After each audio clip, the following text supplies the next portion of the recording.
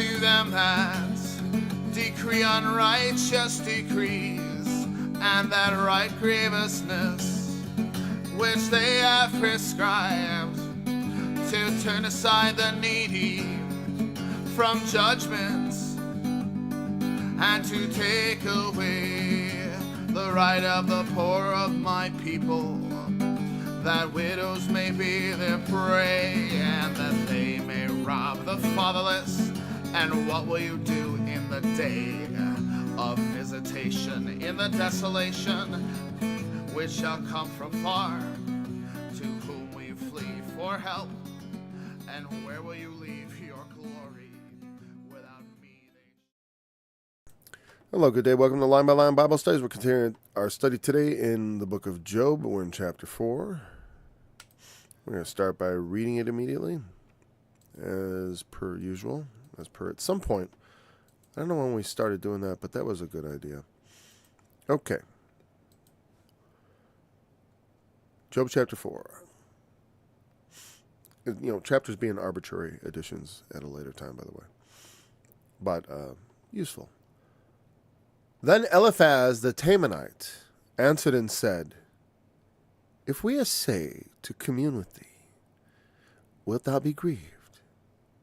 But who can withhold himself from speaking? Behold, thou hast instructed many, and thou hast strengthened the weak hands. Thy words have upholden him that was falling, and thou hast strengthened the feeble knees. But now it is come upon thee, and thou faintest. It toucheth thee, and thou art troubled. Is not this thy fear, thy confidence, thy hope, and the uprightness of thy ways? Remember, I pray thee, who ever perished, being innocent? Or where were the righteous cut off? Even as I have seen, they that plow iniquity and sow wickedness reap the same. By the blast of God they perish, and by the breath of his nostrils are they consumed. The roaring of the lion, and the voice of the fierce lion, and the teeth of the young lion are broken. The old lion perisheth for lack of prey, and the stout lion's whelps are scattered abroad. Now a thing was secretly brought to me, and mine ear received a little thereof, in thoughts from the visions of the night, when deep sleep falleth on men. Fear came upon me, and trembling, which made all my bones to shake. Then a spirit passed before my face. The hair of my flesh stood up. It stood still, but I could not discern the form thereof. An image was before mine eyes. There was silence, and I heard a voice saying, Shall mortal man be more just than God? Shall a man be more pure than his Maker? Behold, he put no trust in his servants, and his angels he charged with folly. How much less in them that dwell in the houses of clay, whose foundation is in the dust, which are crushed before the moth. They are destroyed from morning to evening. They perish forever, without any regarding it. Doth not their excellency, which is in them, go away? They die, even without wisdom. One moment, we're going to keep reading.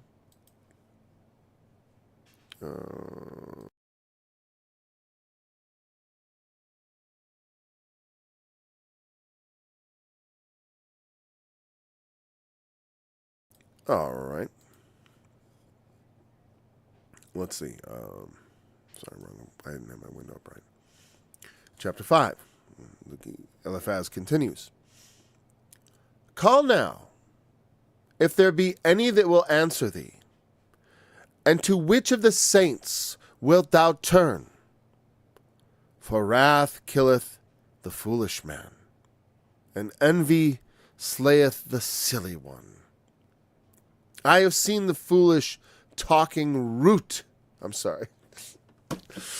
Wrong. I was almost like, is it talking rot? No, I'm sorry. I have seen the foolish taking root, but suddenly I cursed his habitation.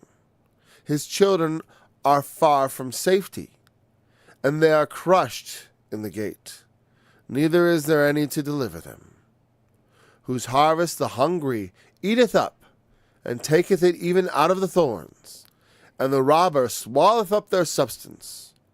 Although affliction cometh not forth of the dust, neither doth trouble spring out of the ground. Yet man is born unto trouble, as the sparks fly upward. I would seek unto God, and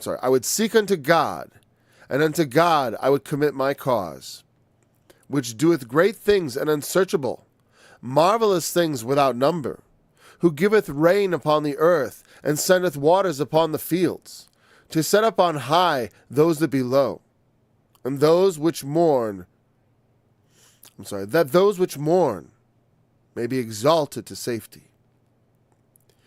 He disappointeth the devices of the crafty, so that their hands cannot perform their enterprise.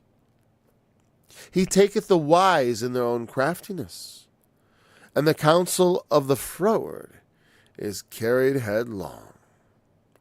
They meet with darkness in the daytime, and grope in the noonday as in the night. But he saveth the poor from the sword, and from their mouth. From the sword, from their mouth, and from the hand of the mighty. Okay. It should be like the sword of the mighty mouth. Okay. But he saveth the poor from the sword, from their mouth, and from the hand of the mighty. So the poor hath hope, and iniquity stoppeth her mouth. Behold, happy is the man whom God correcteth. Therefore despise not thou the chastening of the Almighty. For he maketh sore, and bindeth up. He woundeth, and his hands make whole. He shall deliver thee in 6 troubles. Yea, in 7 there shall no evil touch thee. In famine he shall redeem thee from death, and in war from the power of the sword. Thou shalt be hid from the scourge of the tongue, neither shalt thou be afraid of destruction when it cometh. At destruction and famine thou shalt laugh, neither shalt thou be afraid of the beasts of the earth. For thou shalt be in league with the stones of the field, and the beasts of the field shall be at peace with thee. And thou shalt know that thy tabernacle shall be in peace, and thou shalt visit thy habitation, and shalt not sin.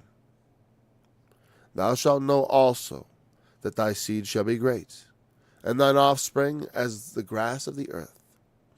Thou shalt come to thy grave in a full age, like as a shock of corn cometh in his season. Cometh in his season. Like as a shock of corn cometh in his season. Lo, this, we have searched it, so it is. Hear it, and know thou it for thy good. But Job answered and said, well, I'm tempted to keep reading. I think I know what Job is going to respond is he's going to protest his innocence. We now see what Eliphaz has said and why we want to analyze the text. But obviously his attitude is, Job, you're guilty. You must be guilty. Because God his insinuation is this could only happen. He's not saying that explicitly, but you can feel it in it's being insinuated through his language. And I tried to carry that out in the way I read it. I don't know, maybe I should continue. Just one more chapter.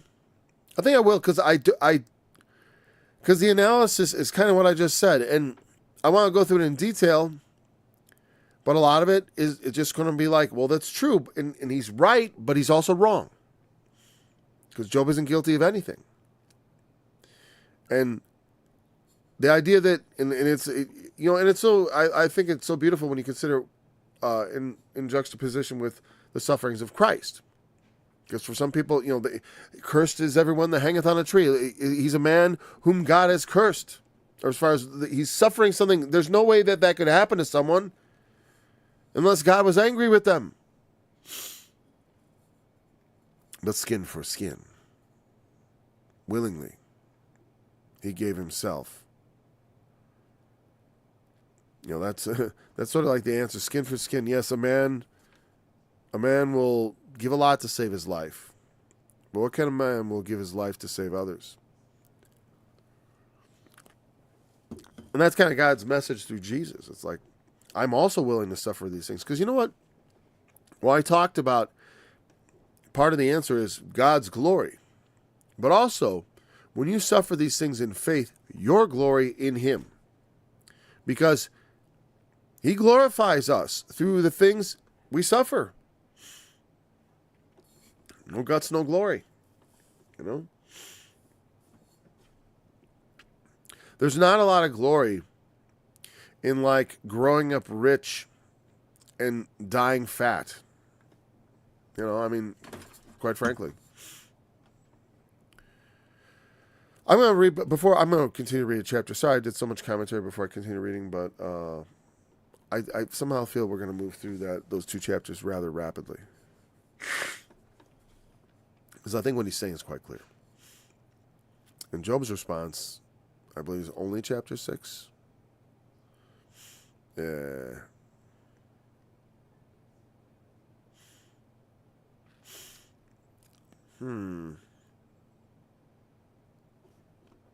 No. I think we'll just go back to chapter. I think taking another chapter, I'm kind of out of my mind. I'm like not considering how digressive these things can be. So Eliphaz the Temanite answers and says, if we essay to commune with thee, will you be grieved? And he's like, if we try to talk with you, are you going to be, it's going to grieve you. It's like, it's very true very often. When you're in a bad situation, sometimes it's like, you don't want to hear anyone tell you anything. You don't want to, even if it's good things or right things, you sort of, at least externally, maybe deep down you do want people to talk to you, but you don't want to hear the things they have to say. Especially, I'll tell you when they got it wrong. So I really sympathize with Job. Like I said, in my experience, I said you got to measure when you're suffering. Measure first truly. Am I truly having Job-like suffering here, where I'm suffering for nothing? Because like I said, while I do agree with the idea that because of, none of us is worthy of everlasting life. We have this life here. We work and things happen, and sometimes people don't get what they deserve, so to speak. Meaning, they didn't overtly do anything that requires their life being interrupted.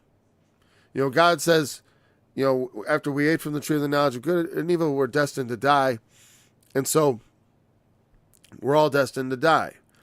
But, he also allowed man to continue living out his natural life and just allow it to expire naturally. And of course, when Cain murdered Abel, this was, God condemns this. And eventually by man's hand, when man sheds man's blood, by man's hand shall that man's blood be held accountable. I think I said that right.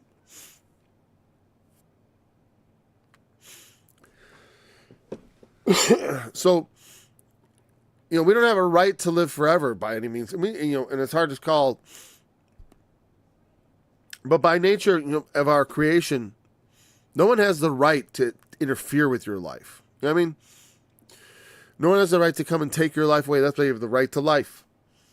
No one has just the arbitrary power to take your life from you. But sometimes people do things where that becomes negated because they violate laws and other things that cause people to be like, do away with them.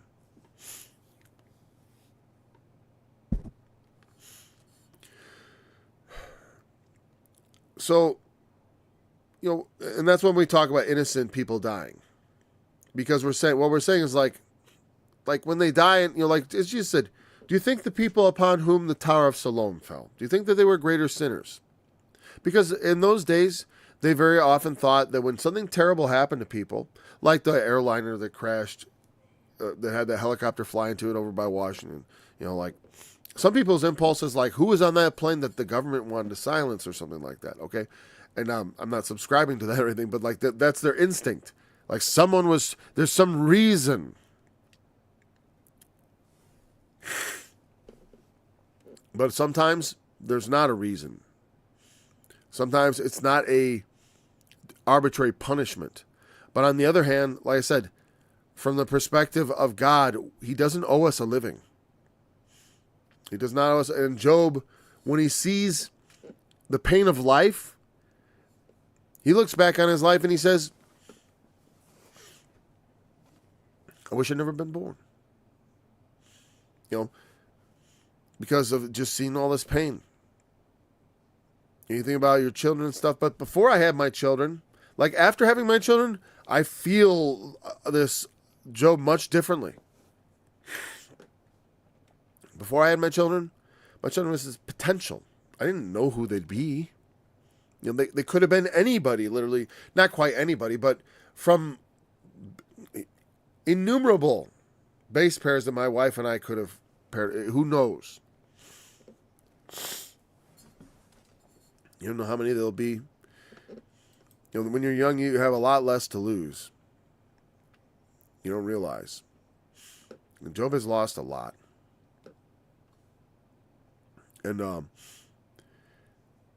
he didn't do anything to deserve it. Like I said, it's not that he's perfectly innocent like the Lord Jesus or something like that, but he'd made his sacrifice. He had done all the things that God found acceptable. And God is even saying at the beginning, I find this person perfectly acceptable. He's perfectly acceptable to me. It's not saying, just like Noah was also perfectly acceptable to God. He does have measures all men, unto every man is dealt the measure of grace. There's a measure of faith. I may have misquoted that. But also, in order to be pleasing to God, it does require his grace. No man ever of his own merit entirely. Like I said, Job was making sacrifices for a reason. But there was nothing in those sacrifices that warranted what happened to him. You know what I'm saying? That it wasn't about that. Sometimes you do things and you suffer. You make a bad decision. It's like, God didn't do that to me. I made a bad decision. I selected to do something I shouldn't have done. And then I had to eat the consequences from it. I'll tell you what, in those cases, it should be, if you're already blaming God there, you need to work on that. Because you got to work on, like, why'd you make me this way? It's like, well, that's you. Would you rather he made somebody else? He could work on somebody else. We don't want to, don't start going down that road. Say, thank you, Lord, for caring about someone as faulty as I am. Try to do better. It's not, I don't know. But I understand. Imagine you're suffering and you've been getting it right. Firing on all cylinders. Examining yourself carefully. Not walking around in hypocrisy. Job's no hypocrite. He's the real deal. Eliphaz affirms that. You are an instructor of many. You've strengthened the weak hands. This is a publicly known person. He isn't just living a life that is not impacting the world around him.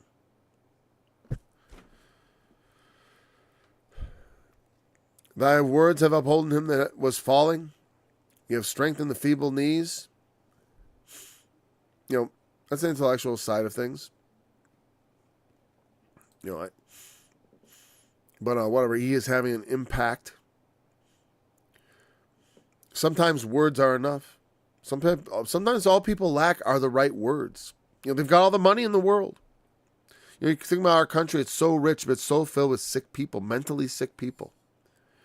People who are, you'd think, should be really happy because they've got all the material goods in the world, but somehow they're miserable.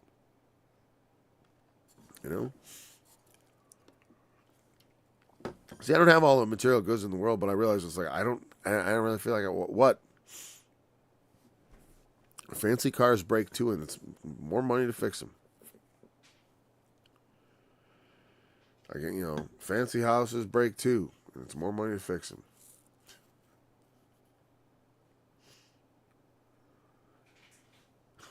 Fancy wives break too, and there's more money to fix them. I'm going to mute it next time I have to do that. But remember, I pray thee, whoever perished being innocent. See, he's accusing him subtly. He's suggesting, hey, come on, Job. And Job hasn't said a word yet. They've been sitting there for 7 days silence. And he's got to say, hey, Job, what'd you do, buddy? Hey, we've been sitting here, and obviously whatever we're going to say is probably going to get on your nerves. But anyways, buddy, these things, you know all about righteousness, right? You've instructed a lot of people. You've strengthened people. So you know how it goes with the Lord of hosts. He is those that perish are the wicked, not the innocent. Now, Job has not perished, for one. He hasn't been cut off. And neither did Christ, but it appeared so because he was killed on the cross. But that's the point. It's like, we have to trust that even through the veil of death, we have to walk through that veil in faith. You know what I mean? Understanding you can perish being innocent. The Lord himself did. Are you better? You know what I mean? That in your innocence of whatever, meaning you've atoned with God. You've got everything. You're not guilty of anything. Certainly not of what's about to happen to you. Meaning that, you're not being, you're being punished for something that's a consequence of nothing you've done. It may be a consequence of your virtue, like persecution. Men have been persecuted. But the view, of course, would be that, the Lord would eventually get around to bringing about justice. Those that do such things, he eventually, brings about their downfall. It's interesting. He has such a strong faith in that, in God's justice. And he can't see how that God could be, and a lot of people have this problem. How can God be just when the innocent suffer?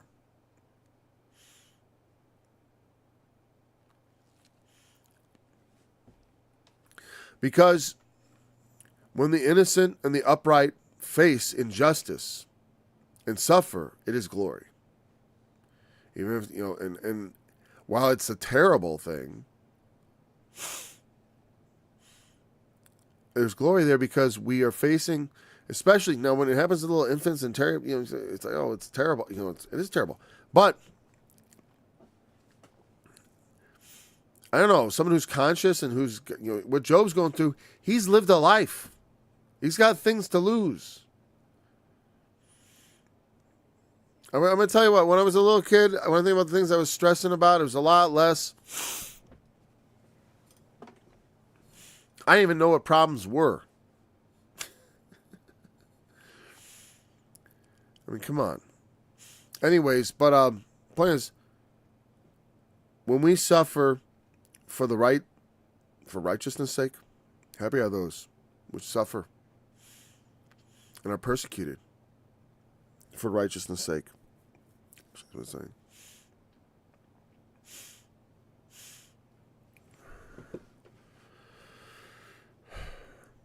We will inherit the kingdom of heaven. Men will revile you, persecute you, say all manner of evil against you, falsely, for my sake, he said. And Job is a portrait of that kind of suffering. Suffering, being like Paul said, hey, if you suffer for your sins, but when you suffer for the Lord's sake, or for doing right, Well, that's something God rewards. You know? And the main thing is people complain and they don't trust God because they don't believe in him because he doesn't reveal himself to them, and they'd rather follow a different path, a path of indulgence and sin.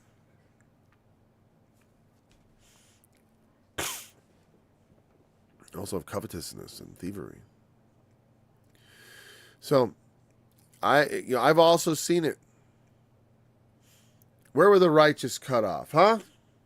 Never. It's like he has very strong faith in this, and it's interesting in this ancient context. You think about all the craziness of the ancient world, but that God was on the side of those who were right. He was convinced of that idea. How could those that are right be cut off? That can't be. God wouldn't let it happen. And I've seen it. They that plow iniquity and sow wickedness, they reap the same. And it's not untrue. I said that's why you suffer for your sins very often. Sins bring about suffering. They can bring about prison and stuff. I mean, there's consequences. So you stay on the straight and narrow. Even in your family life. Sinning against your wife, sinning against your children, not fulfilling your role as father and husband. You don't raise them right. There's consequences to that. You suffer, they suffer, the whole society suffers. Sorry, hold on a second. I'm going to...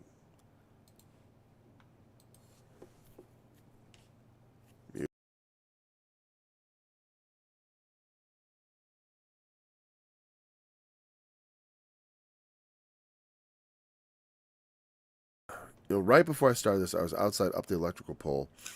I came in, I think that transition somehow just made my sinuses just start closing up. It's just tight.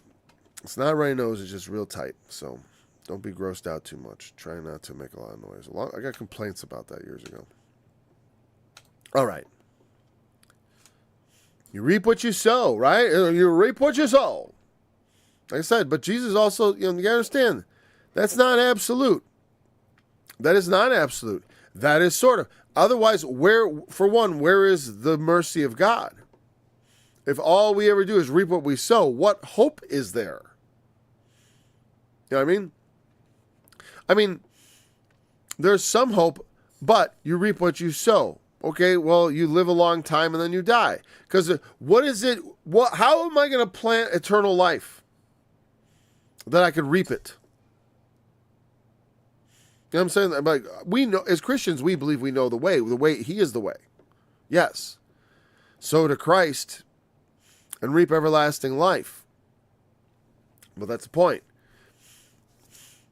They don't understand that. But they believe in God's justice. That at the blast of his nostrils, the wicked are going to scatter. They're consumed. The roaring of the lion, the voice of the fierce lion, the teeth of the young lion are broken. The Lord is, those symbols of power and virility and strength, are just shattered before his might. The old lion perisheth for lack of prey, and the stout lion's whelps are scattered abroad. And their teeth are broken. Their substance is removed, Job had all his cattle taken away. The lion's whelps are scattered abroad. His children got blown away by the wind. And he said, I had a little revelation here in the visions of the night. It's kind of interesting. I like the way I read it too. I thought it was kind of creepy. He's talking, a spirit passed before. You saw hair on my foot. Spirit. I stood still, but could not discern the form thereof. And there was an image and silence, and then a voice saying, shall mortal man be more just than God? Shall man be more pure than his maker? Behold, he put no trust in his servants, and his angels he charged with folly. How much less in them that dwell in houses of clay, whose foundation is in the dust, which are crushed before the moth. They are destroyed from morning to evening. They perish forever without any regarding it. Doth not their excellency which is in them go away? They die, even without wisdom. And I think that is the end of the quote. You wouldn't know because there were no quotation marks in the Old Testament as far as in the Hebrew. So I just want to read that whole quote. So I wonder why the voice of this spirit was telling this to him. And when and here's the thing, the interesting thing. In the context of the story, I don't know how I'm supposed to take this. In the context of the story, I know Eliphaz is wrong. God rebukes his friends. Job's friends are all wrong. That doesn't mean every single word they said was wrong. But it's just that their understanding was wrong because they didn't understand the situation. And they had a presumption, oh my Lord, a presumption that there could be, that this could not be, that an innocent man could not suffer such things. Because they knew the measure of Job, and they saw the measure of what he suffered, his fall. It was astonishing how much he lost. And they thought, there's no way that such a astonishing tragedy could happen to anyone. God would not allow it. And what people fail to understand, that this is not everything to God. It's everything to us. So we get all caught up in it. We're like, it's everything. Oh, I lost everything. But the guy, he's like, I just wanted to see how you'd react if you lost everything.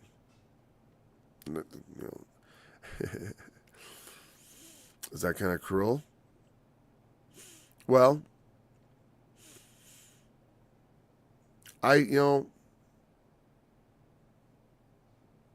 maybe, but as far as like, I always look at it in terms of the book of Romans, where it talks about what God's purpose in all this is, which is raising up sons unto glory. He's adopting us as his sons. It's like, this is what it takes. He's given us power to become the sons of God. We're supposed to be following Jesus on a certain path. You know where his path wound up? It wound up with an innocent man suffering terribly and dying. Dying innocent. That's the ultimate goal. You could not live a better life than dying an innocent man. Especially having lived a life, and not just... I don't know that, I said to someone, hey, maybe, imagine if all the people that ever got aborted were just the best people ever. It just worked out that way. And then that, makes me think of Isaiah 57. The righteous perisheth, and no man taketh it to heart. That the righteous is taken away from the evil to come. And sometimes people wish they'd never been born, and sometimes people are never born. But woe to them that to interfere with that. It's not a good thing. Though, from my perspective, it's not a good thing to do it, but for them to, it's always better to be conceived than to be unconceived, in my point of view. Better to exist. Whether it's a lot, whether it's sort of like, I don't know if I could be counted among that innocent number, I mean, they did a lot to try to destroy me, but never were able to.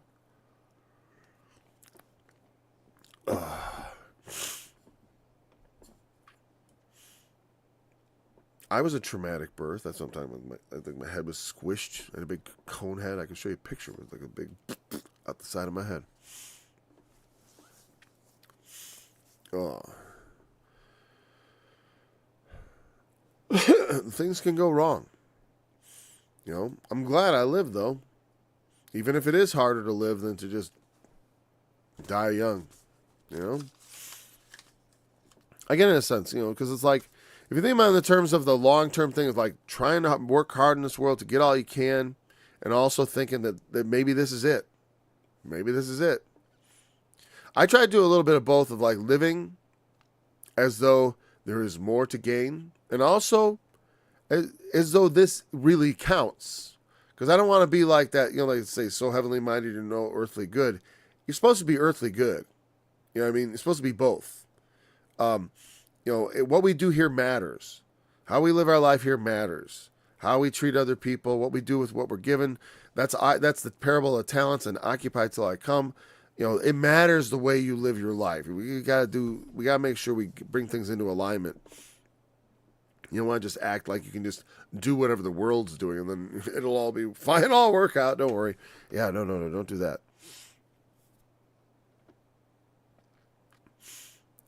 So the question that the Spirit posed, I want to go back to that before I use up all the study time. Oh, for a second I thought it said 30. It said 55, and I was like, 55. It's a good thing I didn't read chapter 6. And the idea is, the idea is that this is unjust. What God does to Job, it's not just. Now, Job has already said, Job has not accused God of injustice. And that's why ultimately God says, pray for your friends. Because God had acted and done things in front of their faces, and they'd seen it in the world. We've all seen the innocent suffer. To deny the suffering of the innocent is kind of evil. Well, if they're suffering, they must not be innocent. That's kind of wicked. That's not the right attitude. To say that, to look at people suffering and saying they must have done something, like in the cat, like they must have done something in a past life, or they must have done something. Their parents are guilty. They're guilty. Well, why? Of course. Well, look at God wouldn't let such things happen. I mean, if there was a God, if what I did wasn't just, God wouldn't let me just pummel you in the face.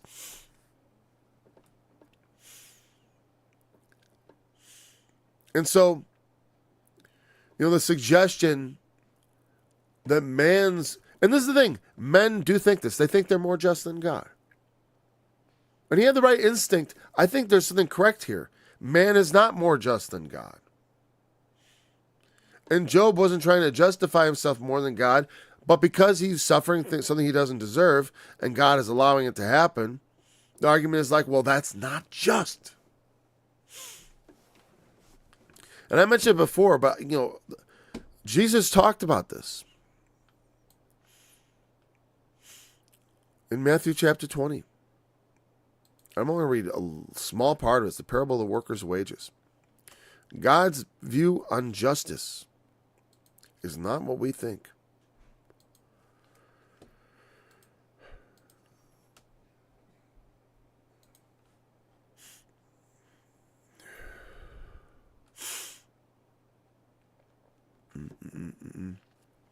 Where's the last part? I'm not going to summarize this story. I hope you know it.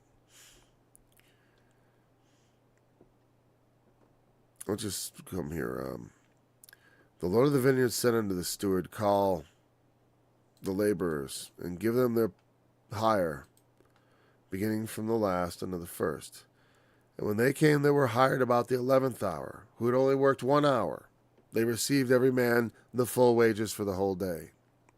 But when the first came, they supposed that they should have received more, because they had worked all day.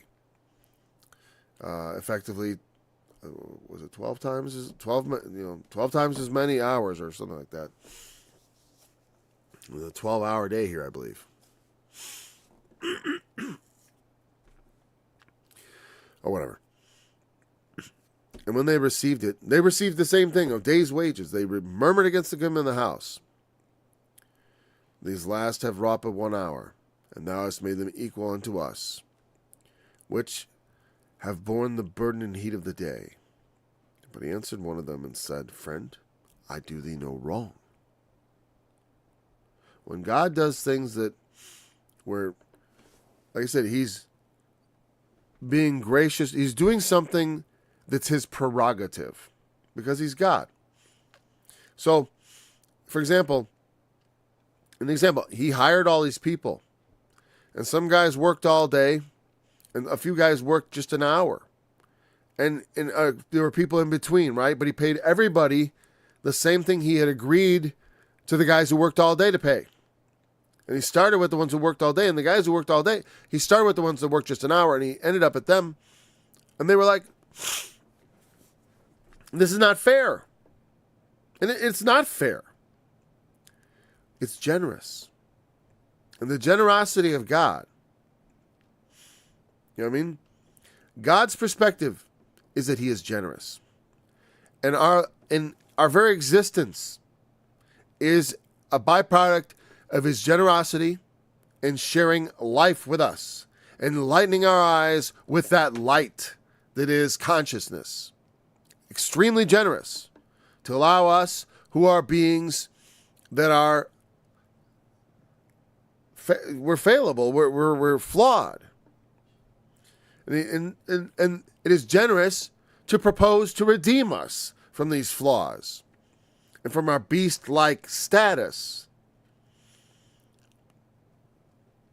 and to raise us up into a status that puts on his divine nature, and he calls us his sons, though we are not his children, only as much as the birds and the bats and the fishes are, but we are not by nature the children of God, but by adoption through faith in Jesus Christ. And, but here's what his response is. I do you no wrong. Did you not agree with me for a penny? Take that as thine, or take that thine is, and go thy way. I will give unto the last, even unto thee. I like this, what he says here. Is it not lawful for me to do what I will with my own? Is thy eye evil because I am good? God is good. Job understands this. That's why he says, naked came I into the world, naked go I out. I ain't going to blame God for this, though I know I don't deserve it. The Lord giveth, the Lord taketh away. And that's what Job's amazing integrity here is, that he doesn't blame God. I've suffered a lot, but I can always trace it back to the consequences of my stupidity, foolishness, sinfulness, whatever you want to say. Job, on the other hand, has no such luxury. He can't look at anything. He's just been he's got it clicking on all cylinders. Maybe when I'm older, I'll be there too. I've certainly got a few cylinders clicking, I'll tell you that. And I certainly didn't always.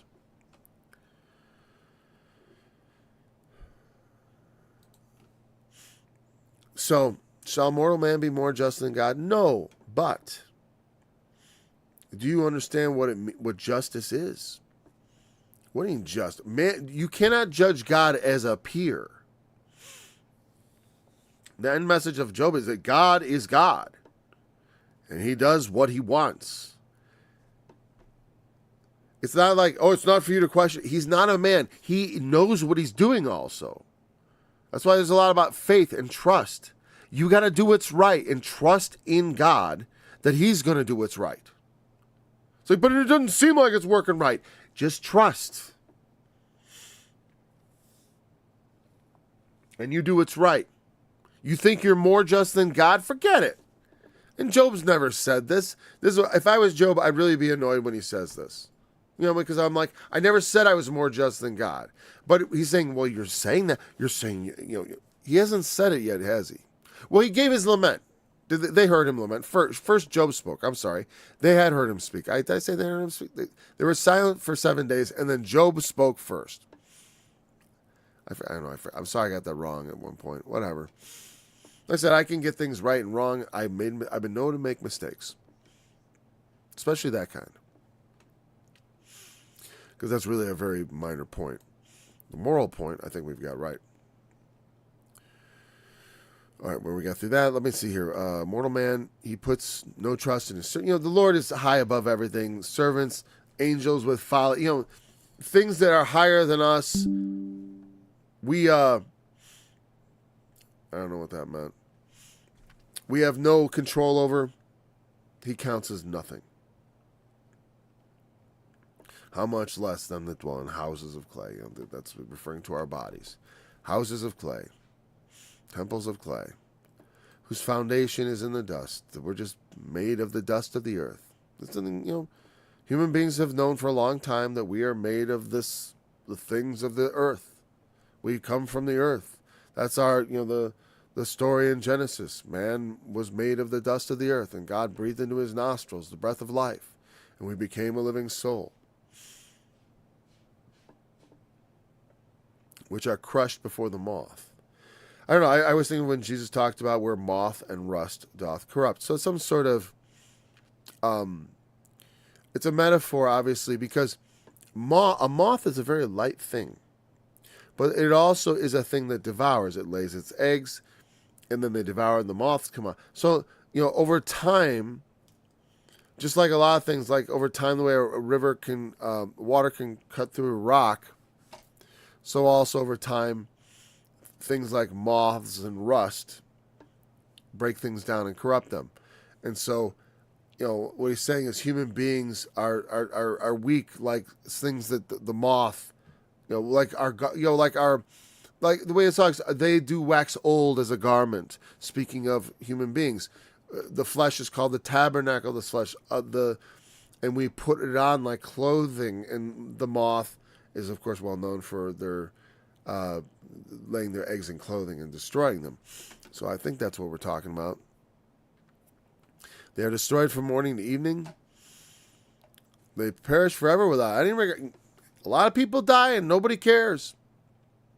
I think about the guy, I forgot, the Iceman or what, I don't know, I forgot what his nickname was, but the one found up in the mountain all frozen with his things, and the scientists are all excited, but he was up there for thousands of years. Nobody came looking for him. I mean, finally someone did, but it's like, nobody who cared about him knows. His mother don't know what happened to him. Didn't know, whatever, and she's gone. And that's all. From morning to evening, people that just die. He's just, he's just saying human beings are really nothing, and God is much better than us, and how dare you protest innocence, Job? I know you're an you know better. Call if there be any that will answer thee, and to which of the saints wilt thou turn? For wrath kill, saints, holy ones. I wonder if I don't think he's referring to saints like we would as Christians, of course, because he's probably referring to holy ones, maybe like angels. I'm going to look that up in the NIV real quick, just because I want an interpretation. Why look at that one? It's the devil's. Nah, it's all right. It'll be all right.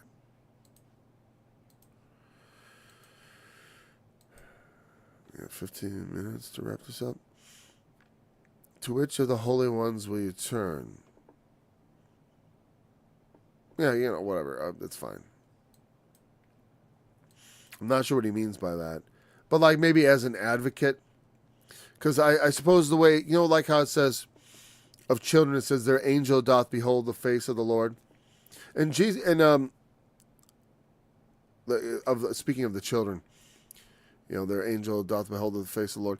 And, so in this book we have Satan with, and the sons of God are appearing before the Lord, and Satan comes among them. Well, and also other angels might come, presumably. And this gets into things that I don't like to intrude into because I don't know anything about it, but like the workings of that. Like, what are they up to? Advocating? We see in the Old Testament, in the book of Daniel, where Michael talks about his advocating for things, and Gabriel. And when they talk about, I think it was just Gabriel actually, but different angels talk about these things. And so the idea of angels advocating on people's behalf. And you might be saying, which of the angels could you turn to assist you? And in a sense of because God is the most powerful, right? Which of the angels could you turn to? And in Christianity, obviously, unless you're Catholic, some others, there are other denominations that perhaps do pray to saints or to angels. We usually don't. And it's not that this is actually advocating that. It's just saying, there's nowhere to turn. We're going to turn to one of the angels or the saints or whatever, right? Who's going to answer? Who's going to come to your defense? Wrath killeth the foolish man. Nobody's going to get in the way of a fool and his fate. It slayeth the silly one. I got to look. Is it really the silly one, right? I mean, our English word silly is the best translation of that word as far as the way we understand it in the modern times. I'm sure in King James times, being silly was quite scandalous. You're a silly fellow. Sit down and, right, But, 2. For wrath killeth the foolish man, the silly one. I'm guessing it's, all right, that's a terrible, it said patha, allure. So I gotta look this up. Yeah, well, okay. To entice, to deceive, to persuade, seduce, allure.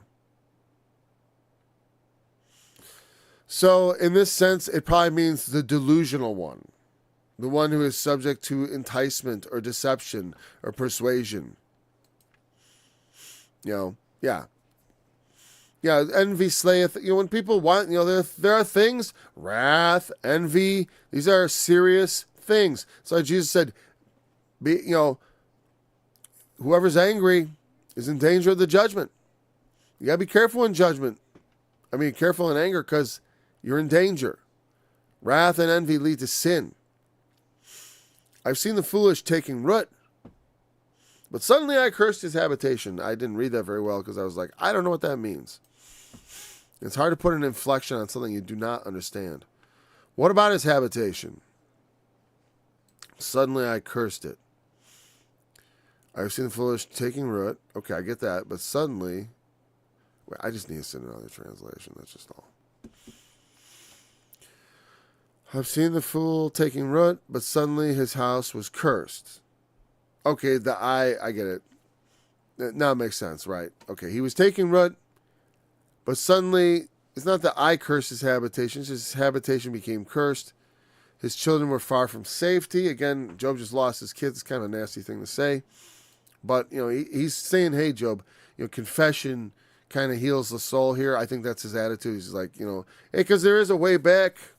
The Lord hath mercy on the humble, and these things are known. And he's not entirely wrong. That's why I say I don't know why people don't think this is a good thing to study. His children are far from safety, and they are crushed in the gate. Neither is any to deliver them. It's kind of a brutal truth. But to have people saying like, yeah, even God's forsaken you. That's brutal. So I started off the book of Job with, my God, why have you forsaken me? Because he has not despised nor abhorred the affliction of the afflicted, neither does he hide his face from them. But when he cried unto them, he heard. That's what it says in the middle of the psalm. Whose harvest the hungry eateth up, and taketh it even out of the thorns, and the robber swalloweth up their substance. Yeah, it all comes around, goes around. Eventually you reap what you sow, and the poor come in and have a victory. The hungry eat up the substance of the wicked, right? Or the robbers come and take it away. Although affliction cometh not forth of the dust, neither doth trouble spring out of the ground.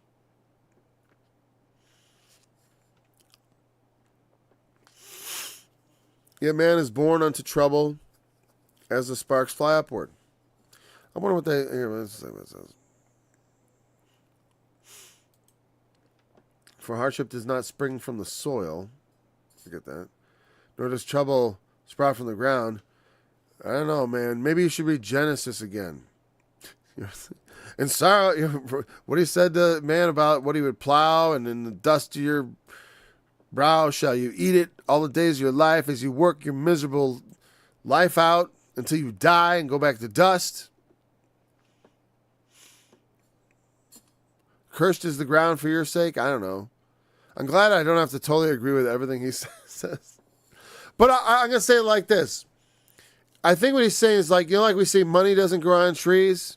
Well, hardship doesn't grow on trees either. It doesn't just come out, look at it, hardship, it just sprung out of nowhere. Yes, it does, though. Sometimes earthquakes hit. But those are acts of God, and people are just like, well, God must be punishing people. No, he's just wrapping up a little chapter.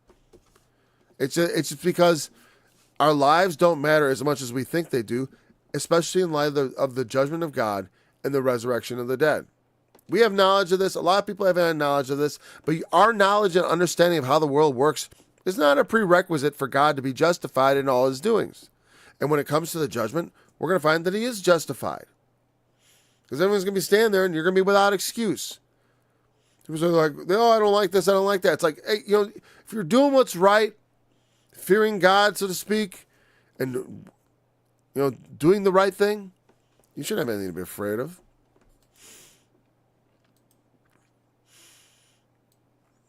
But that's not why people are angry. It's because they do things for which they ought to be afraid of.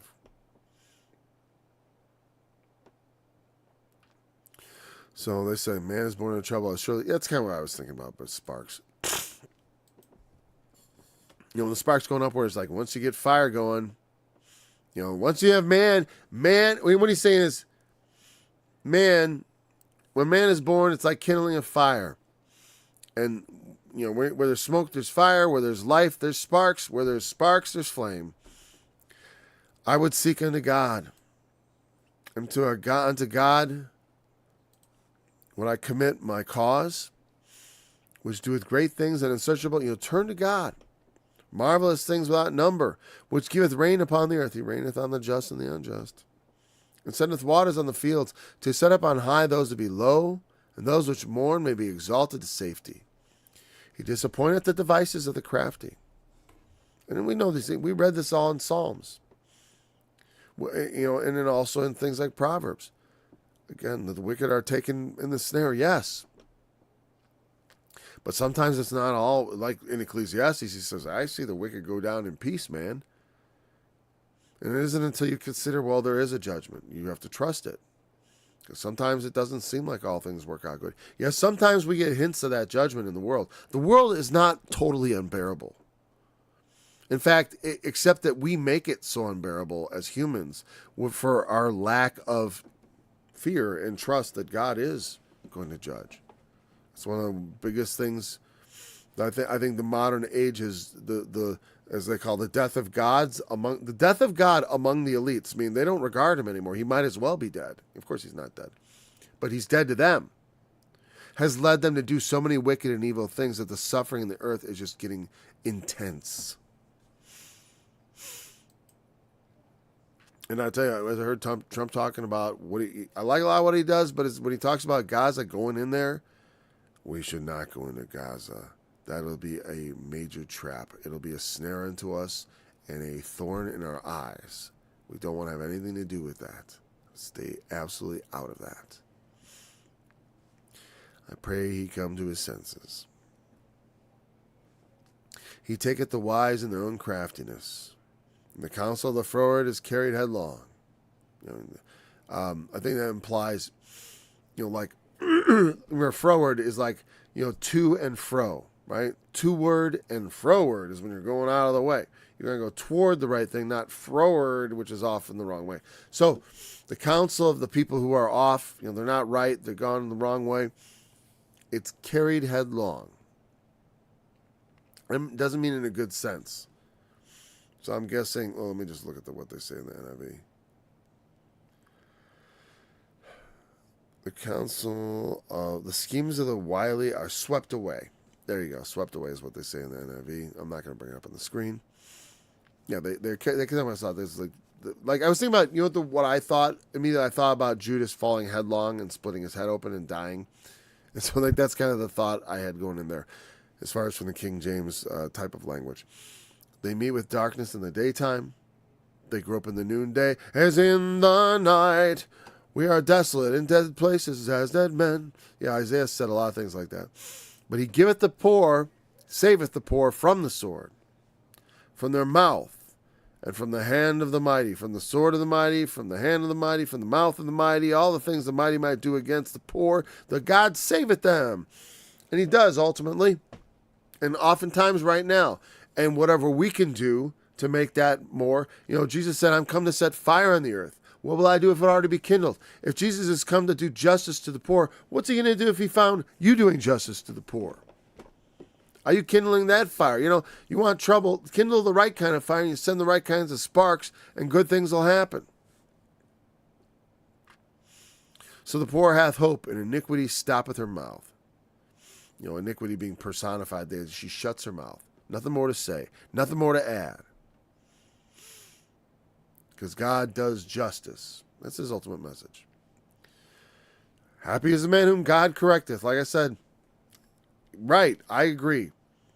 Most of my chastisement, I was like, boy, Lord. And it's not just God like being like smack and punishing you for something. Sometimes it's just part of learning how the world works. The world is very consistent.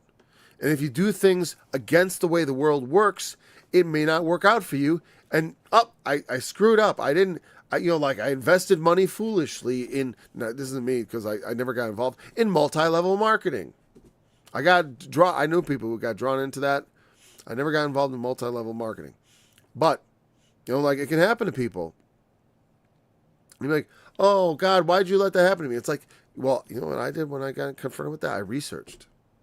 It's like you just wanted to believe. They appeal to your greed. This happens. They appeal to our desires.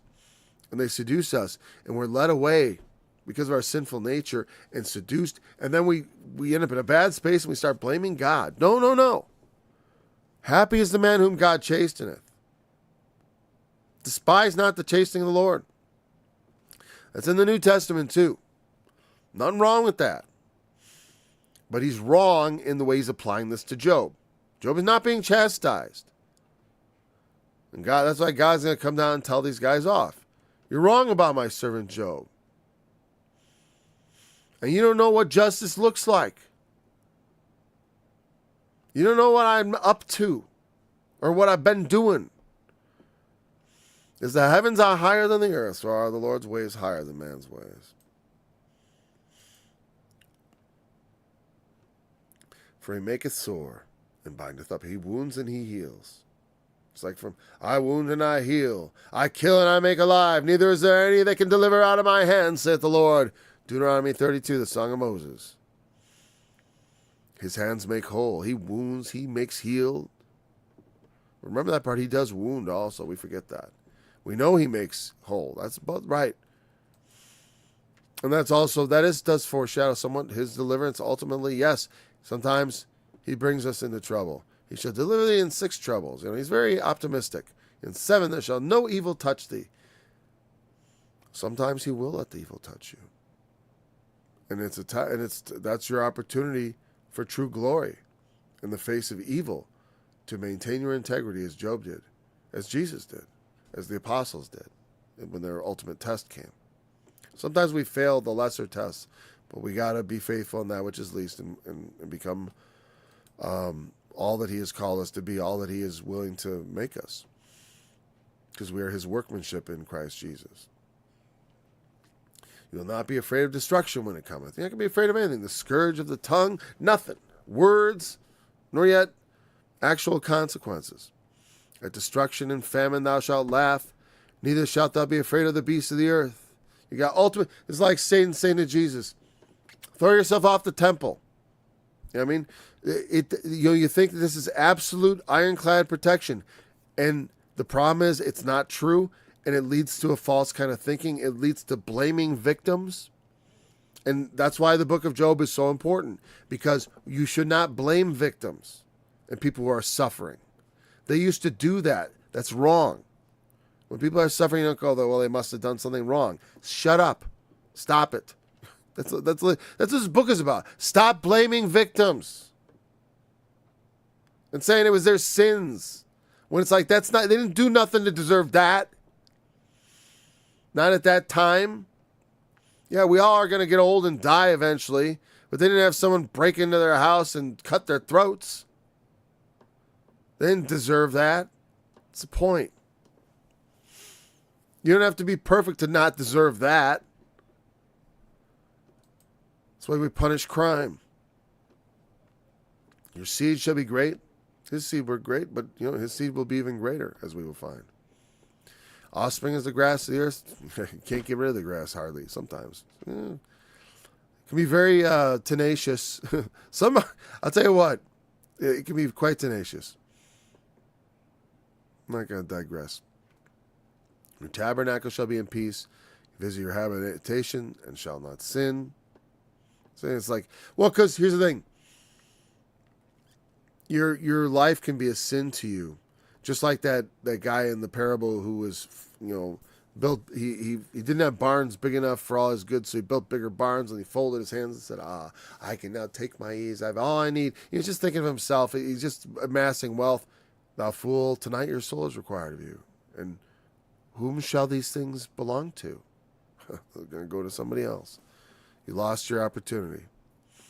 Your one chance to do something. Something that God would find pleasing.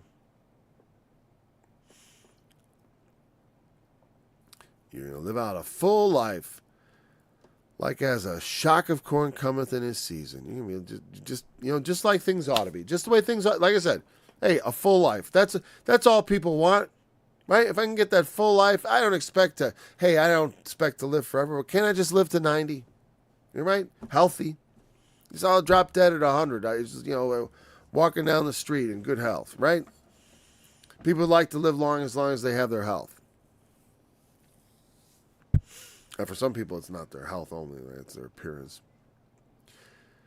Lo, this we have searched it. So it is. Hear it, and know thou it for thy good. This is for your good, Joe. All right. Eliphaz means well. He's not all wrong, but he doesn't understand. And he's blaming an innocent person who hasn't done a thing to be worthy of what has befallen him. All right. Thanks for joining me today in this study. We almost didn't make it, but we did. Look forward to being back again tomorrow. Until then, remember, the testimony of Jesus is the spirit of prophecy, and he is the fulfillment of the law. Don't forget that.